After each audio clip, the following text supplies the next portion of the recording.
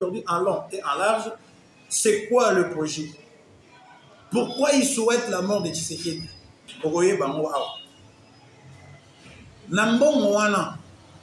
Globalement, nous allons construire et réhabiliter 38 936 km Yanzela.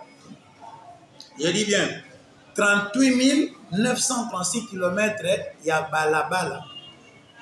Oyo, toko sala, oyo pe, toko réhabilité. Yanzela, oyo zala raté. Vous savez, na Direct News Télévision, biso tala repesa oyo ezali actualité pure. Alors, yango lelo, bo kamote bo moninga na yati DG Patrick Kayembe, de bozali ko mona eboye, parce que azali mutu oyo, azali ko travailler ko bunda, ko sala ki vision chef de l'État ezala matérialisée. Le président de la République, quand azoloba que il veut faire de la RDC l'Allemagne d'Afrique, le président faisait allusion na ndenge Allemagne tongama. Allemagne tongami na ba ingénieur belé te, tongami na ba cadre universitaire belé te. Mbote na ba l'union sur la Direct News Télévision, chaîne pour connaissance pour la chaque jour pour la pouvoir. Actualité ya mboka na biso, chaîne ya mwana mboka oyo bozali kolanda. Direct News Télévision, chaîne oyo et que ça a opportunité na ba communicateur ya pouvoir, ba communicateur ya régime oyo ba les kaka pour na komela ba réalisation pe ba projet oyo mokozambo bazali na yango pour na intérêt vis-à-vis ya population ya Congo pe vis-à-vis ya survie ya ba congolais oyo ba souffrir pendant beaucoup de temps et le président azoya na ba innovation pe ba projet oyo bosala ki Congo na biso et kene biso. Alors, nous avons aussi une opinion sur en ce moment. Pour partager le lien, il y a une chaîne pour liker, pour partager, pour et ça, qui va tout ébeler. Confusion au Gazali, Bakota, Bazoka bonne information directement, au lieu de Yoka, na Direct News Télévision, Bissotala Repesa, Oezali, actualité pure. Alors, yango lelo bo kamote bo moninga na yati DG Patrick Kayembe de bozali ko mona eboye parce que azali mutu oyo azali ko travailler ko bunda ko sala ki vision chef de l'État ezala matérialisée. Le président de la République quand azoloba que il veut faire de la RDC l'Allemagne d'Afrique, le président faisait allusion na ndenge Allemagne tongama. Allemagne tongami na ba ingénieur belé te, tongami na ba cadre universitaire belé te. Hein? Allemagne tongami na batu oyo ba yebi musala ya maboko. Bato ba yebi misala ya maboko. Donc les gens qui ont appris des métiers directement au lieu d'aller passer beaucoup de temps dans les universités, passer beaucoup de temps par-ci par-là. Yo yebi que non yo musala oyo faut ça là, ça beaucoup ba machine, ba engin. Tu dois aller faire 4 ans, 5 ans, 6 ans à l'université pour passer du temps utile. Il y a un moment il veut faire la RDC, l'Allemagne d'Afrique. C'est-à-dire, il veut doter la RDC d'un professionnel des métiers. Et lorsque tout le monde apprend un métier, il va utiliser ce qu'il a appris pour l'intérêt de son pays. Il y a un poste comme charpentier, il y a un poste comme menuisier. Il faut autre qu'une université. Quoi faire? On a posé comme Métis Mikolo, branche Yassika, et continue à IMPP, charpente métallique. Aux hommes, Babilo, Kowana, des bilots qui ont senga, biso en majorité, jeune Toyekola. Toyekola, ba métier, tout travail, tout le temps. Au Vani, aux affaires, les aboyés, hein? Ceux qui ont ma charpente aluminium, menuiserie aluminium. Pour ça, on a maté dans le béton. Au Vani, vous voyez, non, ceux qui ont électricité à bâtiment. Je n'ai pas l'État, beaucoup d'États allaient perdre sur Wapi. Dans un an, je l'ai poussé. Il y a du boulot. Français, militaire, mais boulot. Il y a mon money. adotaki INPP na directeur général oyo aza na vision na ye pour que INPP esala nini ezwa mosala ya koforme bato wana eza banani biso. Première partie ya bato oyo DG parti KMB azwaki en charge pour la conformer. Le 22 bazo remettre bango ba BV na bango, donc tokozala wana pe bokolanda nango en direct na Direct News Télévision bokomona ndenge nini ba jeune congolais oyo basisi formation bazozwa ba brevet na bango bazobima mbala moko na mosala eza teke no ozobima après no ozobima na INPP mbala moko na métier na yo oza na capacité ya baoutillage obandi mbala moko mosala na yo moko oza na temps terre aussi ça va pepe indicateur j'ai l'honneur osala mo souper parce que obimi na INPP oza déjà na mosala oyemi tosala siko bato ya lolenge oyo Patrick Kayembe oyo bato oyo bazali ko soutenir vision à chef de l'État bazosala pasi mpona nini biso to soutenir bango te. Quelqu'un qui est en train de soutenir la vision du chef de l'État à ce niveau, c'est quelqu'un où vous nous demandez de ne pas soutenir. Est-ce que vous en avez normal? Et pour nous demander cela, vous avez dit oh non, il est tribal, il a amené le tribalisme à l'INPP. Monsieur, arrêtez de distraire la population. Vous avez échoué votre temps, laissez les autres travailler. Laissez les autres travailler tranquillement. Ah, parce que INPP, Mokonzamboka lobby et Seigneli ezala partout dans les 26 provinces, plus loin dans les 145 territoires. Et place Nyonso, d'ici qu'à Nyonso, on peut implanter sans débat INPP.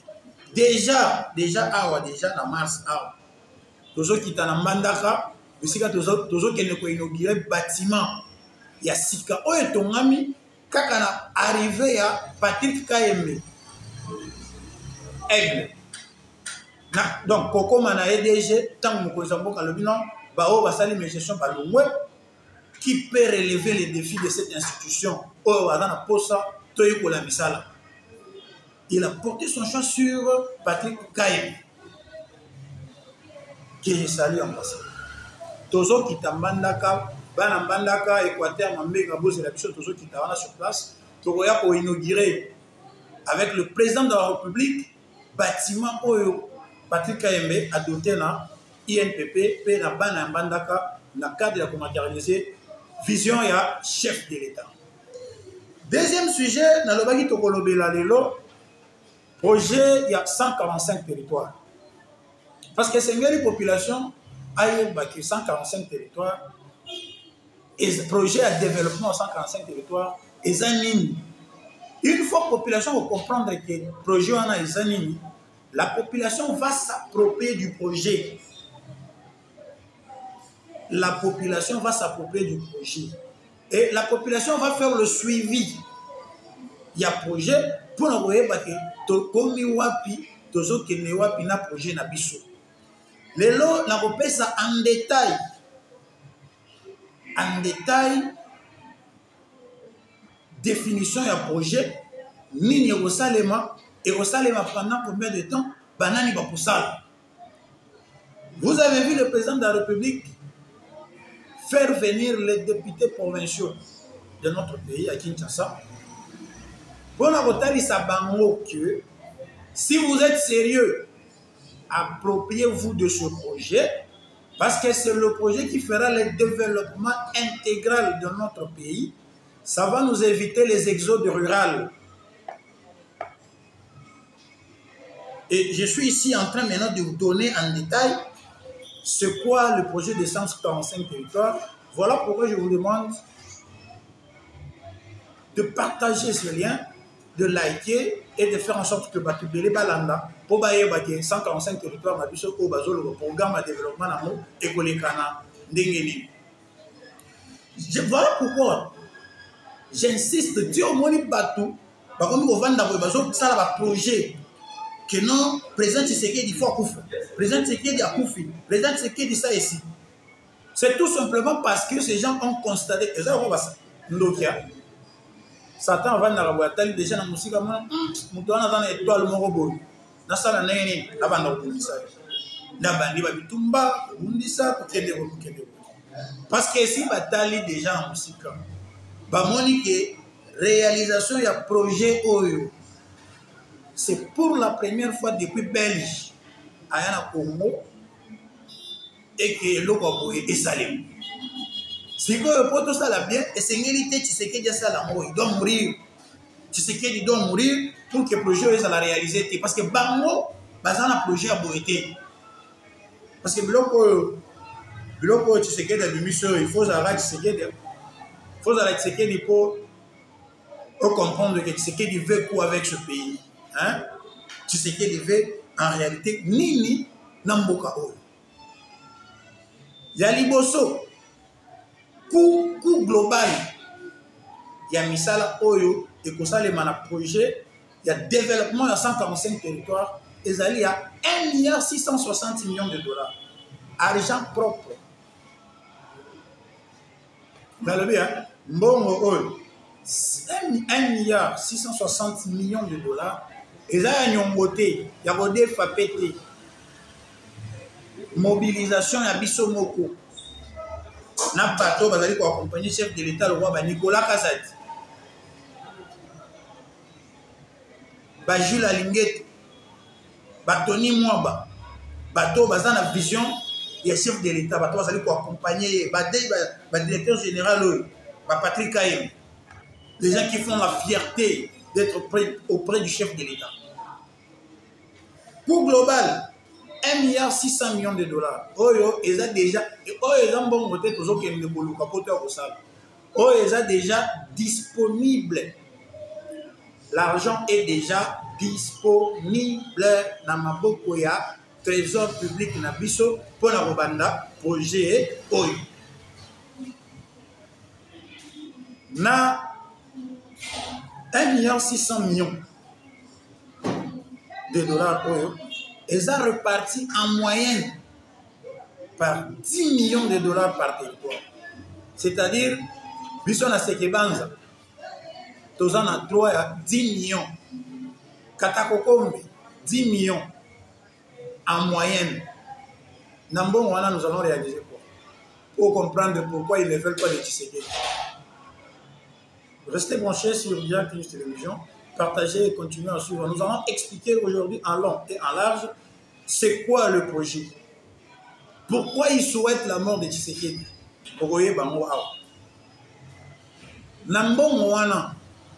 Globalement, nous allons construire et réhabiliter 38 936 km Yanzela.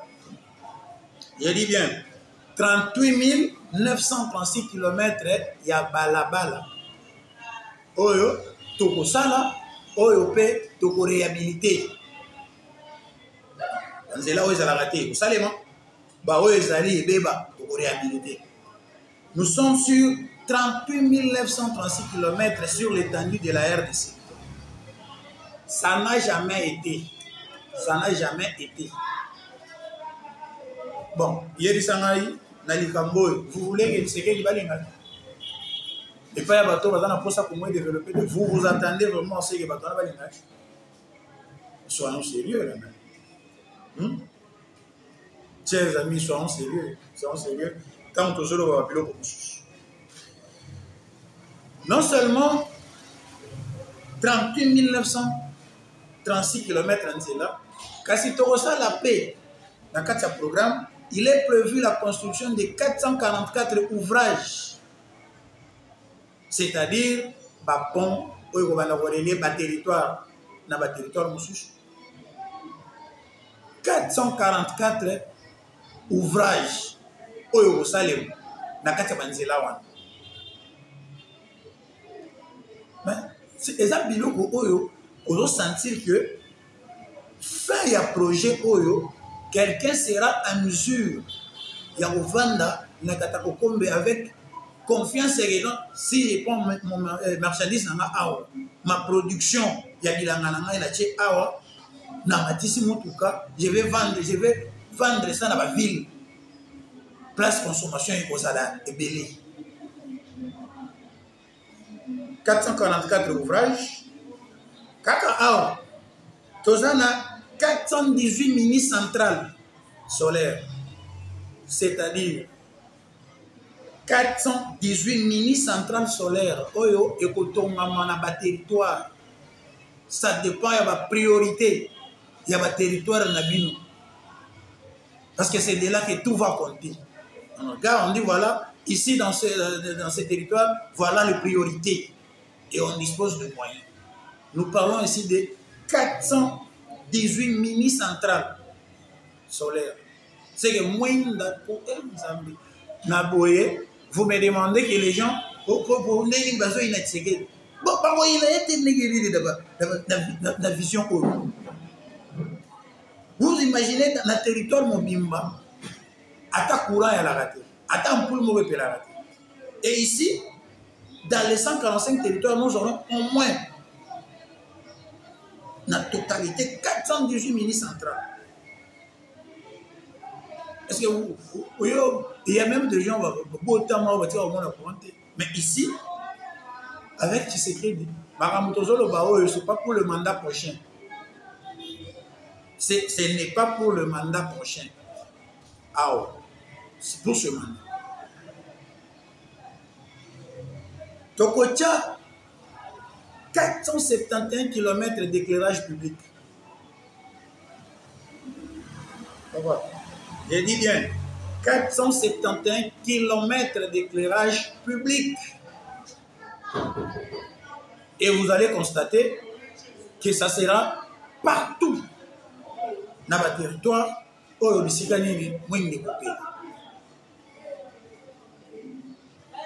et pourquoi ne pas soutenir la vision OYO? Parce que vous en monté. Vous n'avez pas ça, vous n'avez pas ça. Il faut soutenir OYO. Hein?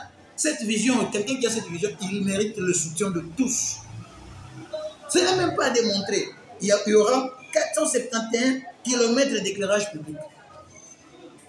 Dans le projet à 145.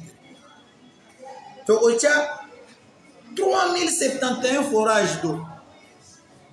C'est-à-dire, dans le territoire, on va constater que y a la possibilité de retirer la bangoba, les huiles de traitement d'eau à maïs sur place. On va instaurer des forages. Il y aura 3071 forages. Mais là, on va la diviser par 45. Malgré le bilan que nous sommes selon potentialité, selon la demande de la ville sur place. 3071 forages. En plus de cela, il y aura 477 d'eau douce. Oyo, on va installer des usines de traitement d'eau dans le territoire Oyo, Maï et Zali. Il y a les sources d'eau. On va installer des usines de traitement d'eau afin que la population y a Bakisika wana basalani bazwa Maï. Je suis en train de continuer à vous dire qu'est-ce qui sera fait et pourquoi vous comprendre vous allez comprendre avec moi pourquoi les gens n'aiment pas Tshisekedi. Parce qu'ils savent déjà la réalisation de ces histoires ici. Ils vont disparaître sur le plan politique. Donc, Fatia au balaye bango. Et ils n'auront rien à dire. Ils n'auront rien à dire, même aux élections à venir. Oyeb Samtouni. Pendant que Moutouye Morazomona, la mission la réalisation, il y a Félix. Nous allons continuer. Dans le projet de 245 territoires, on va construire 238 marchés modernes. C'est-à-dire, quand Abissika au Sali dans le territoire, vous avez un marché moderne, bien équipé, modernisé. Donc, aux gens la on a posé ça, il y a place aux gens pour qu'ils nous au juge. Parce que tout est là. Il y aura 238 marchés modernes dans les 145 territoires. Il y aura la construction des logements. bien entendu du staff dirigeant, nous allons construire 1450 logements du staff dirigeant, à raison de 10 par territoire. La construction des bâtiments administratifs. Et dans le territoire, nous sommes combien? D'abord, bâtiment administratif, les amis. So, au route, attends, imprimante, t'as pas mal. Mais ici, il y aura la construction de bâtiments administratifs. Et vous me demandez pourquoi Tshisekedi dit, mais je suis en train de vous donner la réponse. Pourquoi on n'aime pas Tshisekedi? Parce que ce projet,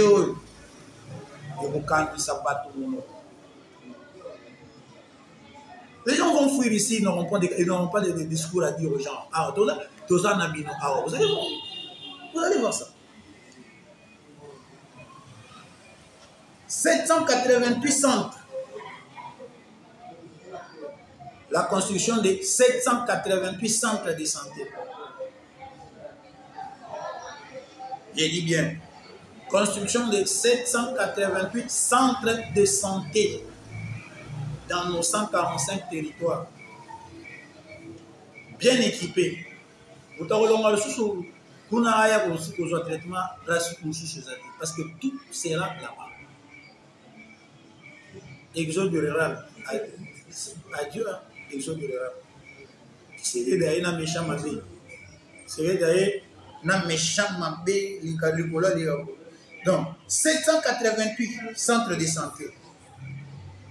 Construction de 1201 écoles. Papa, je suis en train de vous donner la réponse à la question de savoir pourquoi Balingara Tshisekedi, pourquoi Tshisekedi, pourquoi on veut que Tshisekedi Akoufa. Je suis en train de vous donner les réponses nettes et claires. 1201 écoles à construire dans nos 145 territoires. 500 000,